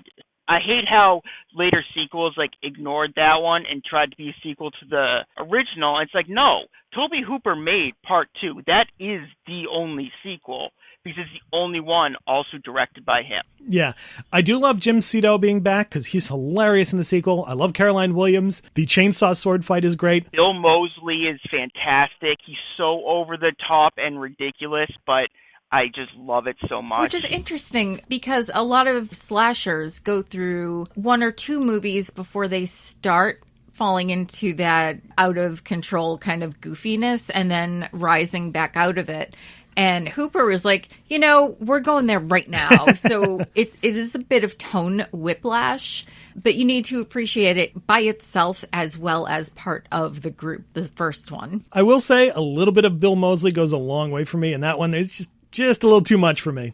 I'm also not a huge fan of the actor who plays Leatherface. Not his fault, but his chainsaw dance looks more like Leatherface has to go to the bathroom than he is frightening and angry. It's more of a wiggle than a dance. Yeah. Is he twerking? He's sort of, it's like, he looks like a little cartoon.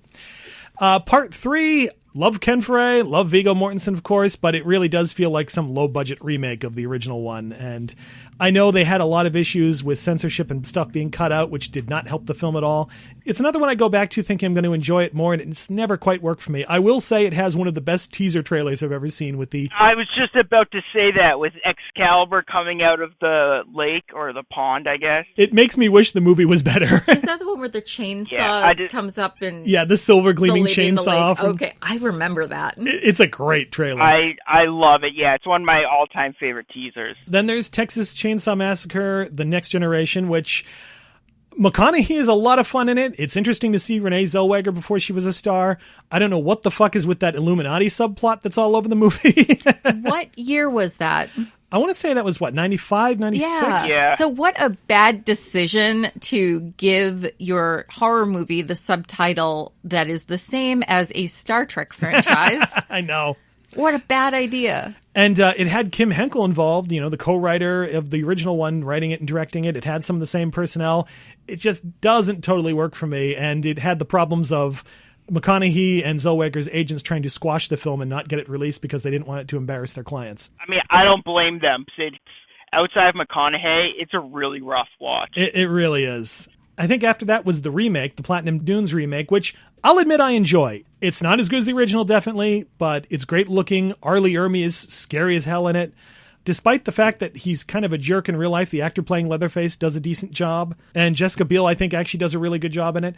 It wasn't bad. I thought it's certainly grimy and disgusting. Yes, it updates it a little bit and makes it a little more MTV-ish, but it's entertaining. My biggest issue with that movie is the set design, the production design, all of that is nice, like you said, nice and grimy like the original, but it still suffers from that Platinum Dunes, Michael Bay gleam, like prettiness to it as far as the cinematography of it goes, and that just seems to clash to me. Which is funny because, again, it's Dan Pearl, the same guy who shot this one, and after years of shooting music videos, I think that style kind of crept into his style for this one, and he actually said he wanted to try and shoot it in a different style. He didn't want to ape what he did in the original one. So outside of that little bitching right there, I do think it's probably one of my top 2 favorite remakes from that like huge wave we got in the early 2000s. The prequel they did, though, right after it, the Texas Chainsaw Massacre at the beginning, I fucking hate that movie. Yeah, I saw it once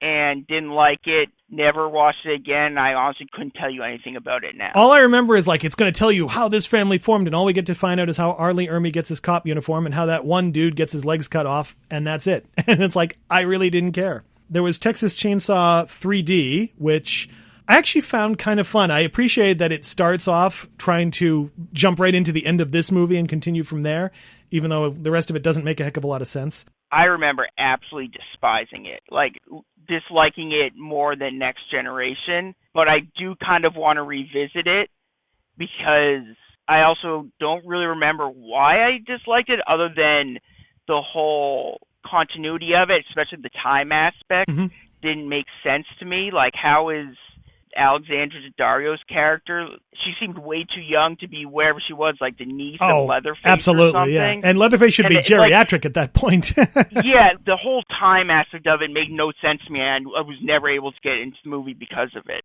Their relationship, where it goes, I thought was kind of interesting and not what I expected. I will say that much. But I do need to see it again. I didn't see Leatherface, the other prequel one, kind of showing how he became who he is. I didn't see that one either. And we have the new one, which is coming out this year from Fede Alvarez, which I'll give it a shot. Apparently they're bringing back the Sally character. A different actress playing her this time. So we'll see how it goes. I'll probably watch that one just because I'm curious. But it goes back to something I was saying earlier where I hate how, like, every new movie tries to become the new sequel to the original. And it's like, how many times because they did it with Part 3, and then they did it with 3D, and now they're doing it with this one, and it's just like, I don't know. Like, either do another remake or leave the franchise alone. Yeah, like Next Generation has a couple references to supposedly reported attacks, which I guess is their little wink and nod towards 2 and 3, but that's it. Yeah, it's a weirder continuity than the Halloween one, where it's like it kind of goes on this line and then it stops and diverts over here, and then it stops and diverts over here. This is just all over the place. For trivia from the movie, the film was shot under the title Leatherface and was also almost called Head Cheese.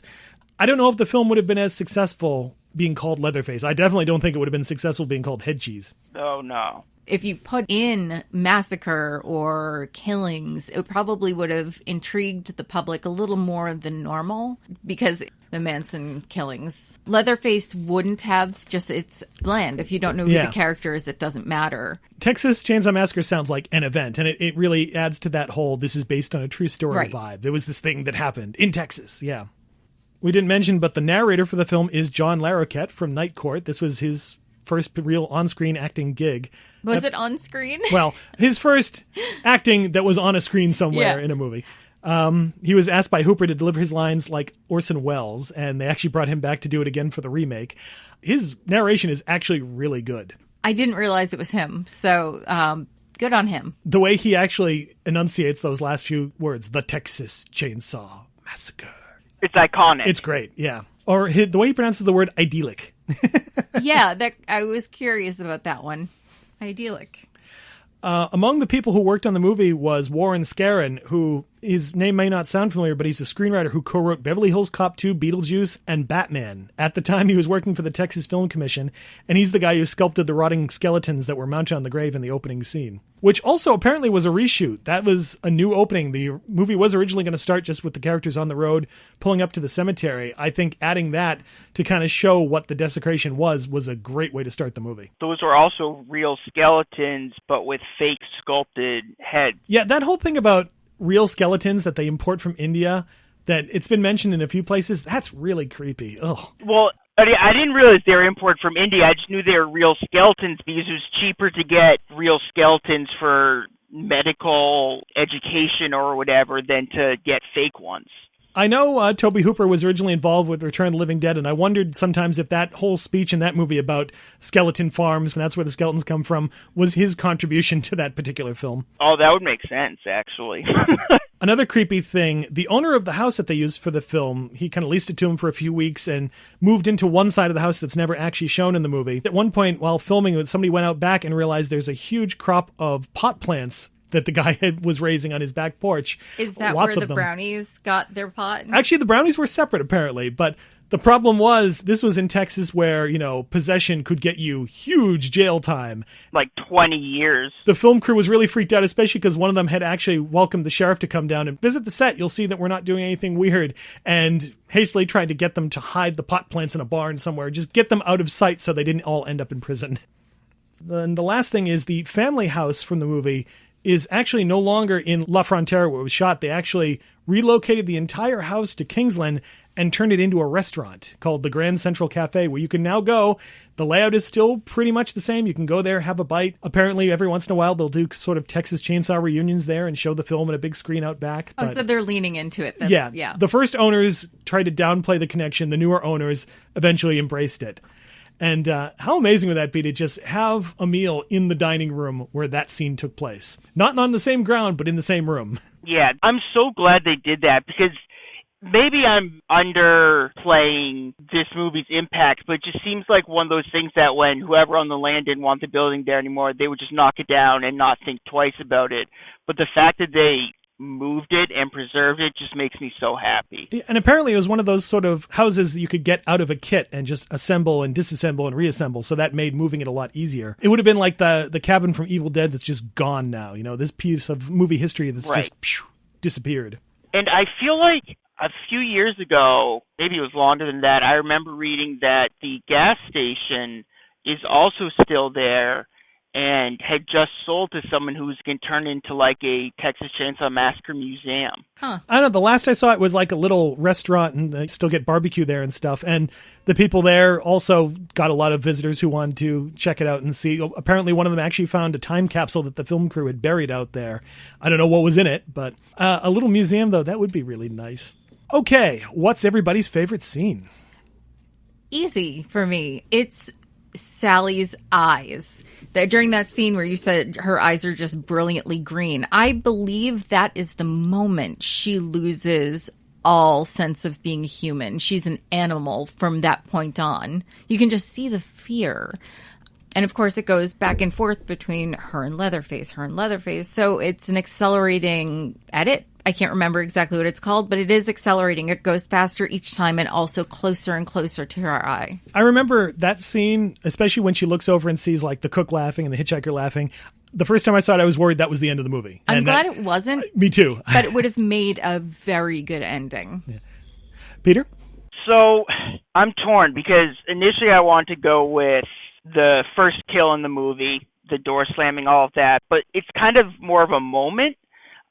So I'm going to say the dinner scene, but the second half of the dinner scene, like after it cuts to that close-up of the moon and then goes back when Sally wakes back up after passing out, from like that part of the dinner scene. I cheat all the time. Sometimes I'm like, I like this shot. I like this moment. And I file it under favorite scene. Yeah, some of my favorite scenes have been a line of dialogue. So yeah, the dinner scene, Grandpa trying to hit her with the hammer, that whole thing. For me, I think it's the second half of the big chase between Sally and Leatherface. After she jumps out of the house as she's running to the restaurant, and you get those amazing long lens close-ups where it looks like Leatherface is a few feet behind her with the chainsaw, right at her head. almost about to catch her. No matter how many times I see this movie, I'm on edge for that entire chase. But that section of it in particular, right as she finally makes it to the gas station and to relative safety, oh my God, that terrifies me. It's right up there with the chase in Halloween where Michael Myers is chasing Laurie Strode right up to the door. Every time I see it, I'm like, oh my God, he's going to get her this time. And of course he never does, but it always gets me. Okay, what are your recommendations? If somebody likes this movie, what's another one that you'd recommend to them? Motel Hell. Absolutely Motel Hell. It's another family who has fallen into cannibalism. In fact, they are also closer to the land than a lot of other serial killers really are. They plant the people into the ground and fatten them up. They're tending their crops. So in that way, besides the mismanagement and total craziness of the family, there's also a little bit of a reverence for nature. And frankly, besides, burying them in the ground and the eventual death, they're treating their crops really well. They're very humane, yeah. Yeah, it's bizarre. I feel like that movie hits the tone that Hooper is trying to do with Texas Chainsaw 2, and I'd argue maybe hits it a little better. This is one of those films I saw when I was way too young, and I think it was either Up All Night or it was Elvira's show. I can't remember which one I saw it during, but I was maybe 7. Maybe Monster Vision? I know they showed something it a like couple times, that. Yeah. Peter? I will say Wrong Turn, and this is going to sound really random, but I swear it makes sense in my head. Cabin Fever. Okay. Can you explain? I guess Cabin Fever also has a bit of that kind of creeping dread aspect to it, as well as just being another, kids in the woods type movie. Huh. Okay. I can see that. Yeah. For mine, I'm going to go with a movie that I feel like might have been an influence on this, and it actually is worth discussing that there is kind of this subgenre of people who end up at the wrong house because of an emergency. They're out in a storm, they run out of gas, they're lost, and they knock on the wrong door. I mean, it goes all the way back to The Old Dark House, the James Whale movie. Yeah, it's being stranded. Yeah. So it's one aspect of the horror is that you cannot get out. Or at any rate, somebody who ends up at this house with this weird family that they, really don't want to associate with. And the one I'm going to recommend is Jack Hill's Spider Baby, which I feel like has some influence on this with this really bizarre but strangely kind of endearing family that has to deal with the outside world for the first time when their relatives and the lawyers show up to start having to deal with them. It has the same kind of really creepy dinner scene where this warped family is eating like worms and all sorts of gross stuff. It has an absolutely brilliant comedic performance by Sid Haig as the mute son. He is just great in it. It has Lon Chaney Jr.'s last really great performance as the caretaker who is struggling to protect these kids who are slowly going insane and eventually going to mutate into these cannibal creatures that they keep in the basement. And the heartbreak in him, it's so endearing and wonderful. It was a big influence on Rob Zombie, and I think you can definitely see some influence here. Okay, anything else to say about the Texas Chainsaw Massacre? Go see it. See it again. And watch part 2 because it's not as bad as people say. It's definitely worth watching part 2. Part 2 is fun. Peter, is there anything you'd like to hype or anything on the internet you'd like to direct people to? Check out CinemaSalem.com. Check out all of our Cinema Salem social media accounts. We have tons of cool stuff coming up in October. Horror movies, special screenings, all of that. And it's going to be a lot of fun, and you don't want to miss it. Alrighty. That ends our conversation, but not the discussion. If you'd like to have your say about the Texas Chainsaw Massacre or feel that we missed something, check out the comments section for this episode on cinemaspection.com and start talking. Email your comments, complaints, questions, and suggestions to cinemaspection@gmail.com. You can also like our Facebook page or follow us on Twitter at CinemaSpection. For our personal accounts, I'm at Timosaurus R. I'm at Hagatha Luz. And we're also on Instagram under CinemaSpection. Our show is available on Apple Podcasts and Stitcher, so if you like what you hear, please subscribe. And if you have a moment, please leave us a review there. We appreciate your feedback, and your reviews help increase our visibility. We're also now part of the Fireside Alliance podcast network. Check out some of the other great shows on the network at www.firesidealliance.com and join our Discord. We'll be back to discuss another movie next time. Until then, thanks for listening, and remember to keep watching closely. There's more to a movie than what's on the screen.